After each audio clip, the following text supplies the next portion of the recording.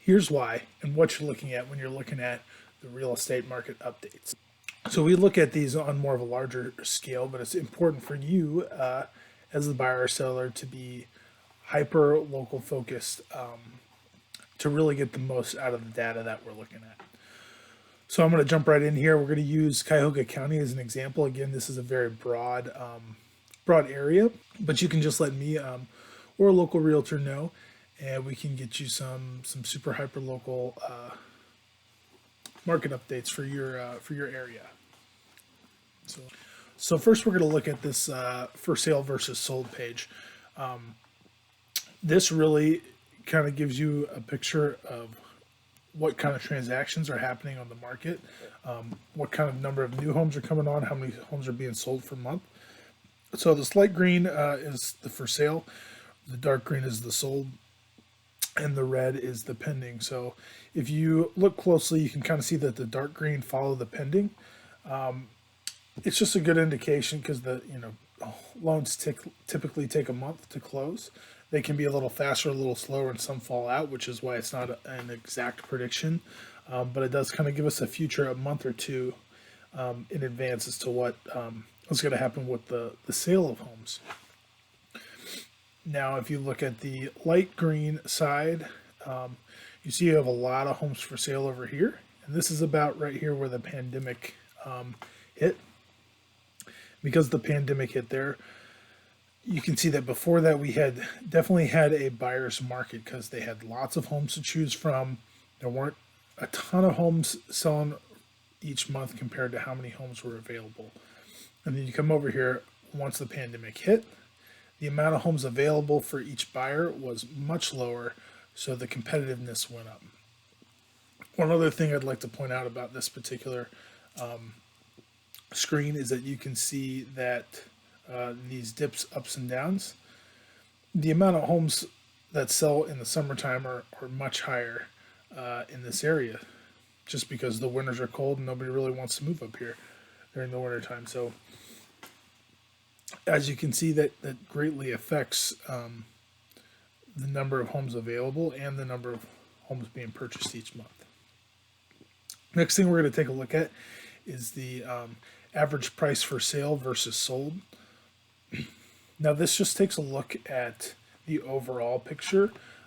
So of the new homes that came on for sale, or the homes that were actively listed for sale, this green line is what they were listed at. So as you can see, 2017, we were sitting just below 250,000, and now we're sitting about 275,000 for Cuyahoga County. So that's the average list price for homes for sale. One thing to note is that it is still on the rise in these big homes here. This was when COVID was happening and everybody was listing their home, trying to get the most money out of it. If you look at the red line, this is an indication of every home that's sold and their average price. So 2017, it was about 160, and we're all the way up at like 238, 240. By the time we got to December. So that's a much bigger increase than this one. And again, because they're getting closer in price, kind of an indication that the homes are selling quicker and they're selling for closer to their list price, as you can see. But because these are going up, it's also a good indication that homes are appreciating in value over this time period. Next thing we're going to look at is days on market to sold list price. This is where we can really start to take some things and apply them to your home. If you're a seller or a buyer, we can look at the sales price to original listing price percentage here. That's the green line. This line right here is 100%. You see it's below that. This generally indicates we're in more of a buyer's market, or they have a little bit more leverage. And then over here, you can see where it's above 100%. This is an indication of a seller's market. Now I would say we're still in a seller's market because the nice homes are still going fast and can occasionally go over.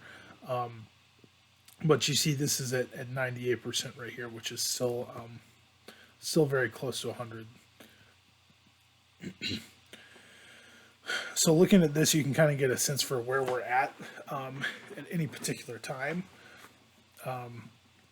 One thing to note, if you're buying, if you're a first time home buyer, it's great because you can kind of tell when the market's kind of in your favor as a buyer.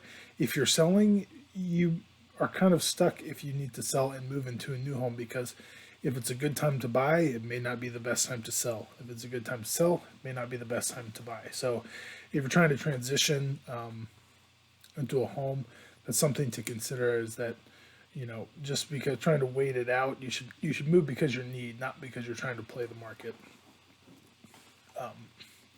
Now these the bars down here, this is an indication of average days on market. This kind of flows in the opposite direction. So during the summer, the days are shorter, days on market are shorter, and during the winter, they're longer because they sit a little more. Just want to point out a couple things right around here. That's less than 30 days for a home to be on market. Now you got to remember, this is the average. So there are homes sitting on the market for 3-4 months here that average out with those homes that were going the same day.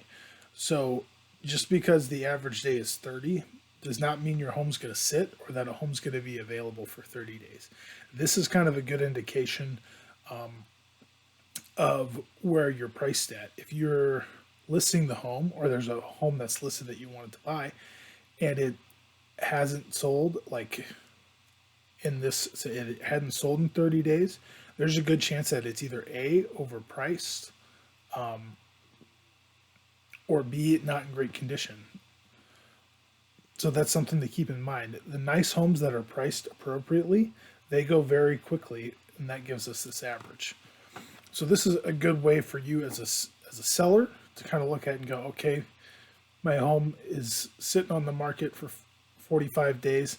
Maybe it's time to consider a price adjustment, or maybe it's time I consider fixing up some of those things that I just wanted the new buyer to fix up. So it's definitely a tool we can use. And this is also a general idea of, like, if I'm selling and need to purchase, how long I might need to wait to time up the purchase of my new home with the sale of this home. Gives us a good indication of which one you need to do first, whether you need to buy first, get a home under contract, and then sell, or sell and then go find yourself a home. Alrighty, moving on to months of inventory.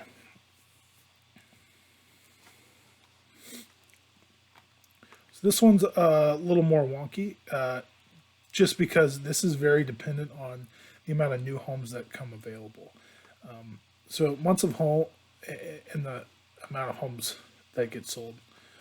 So months of inventory is simply how long it would take us to sell every single house on the market, assuming that we sold the same amount of homes every month.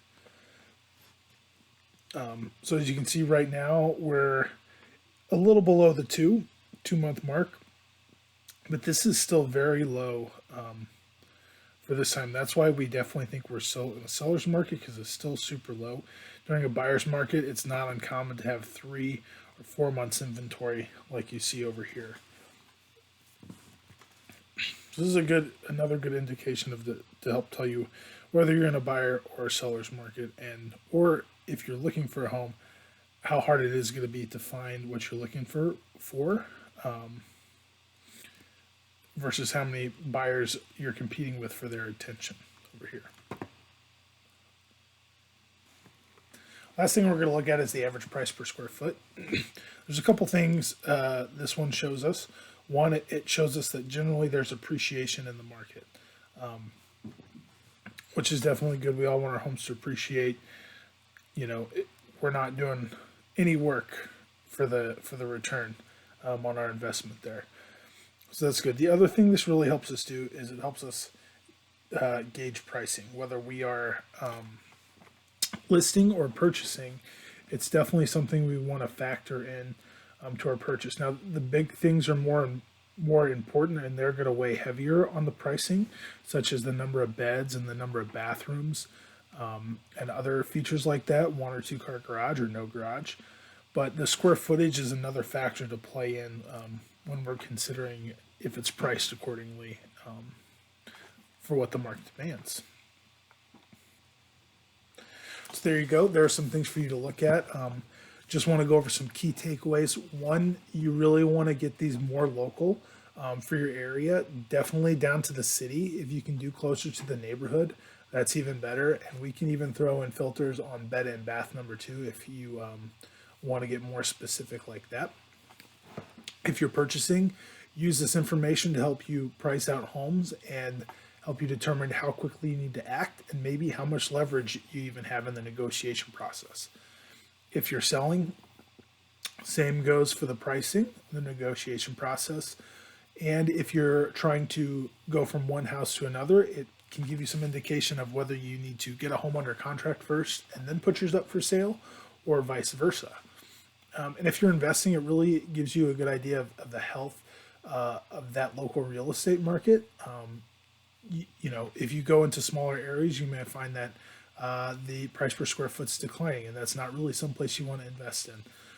So you can go in and dive and look in all these, and you can even, if you're investing, use it to time the market a little bit when you're trying to sell if you don't have any need to offload that property. So there you go. I hope this was informational for you, and if you need anything or want some more local market reports, please let me know, and I'd be happy to get those to you. Thanks, and have a good day.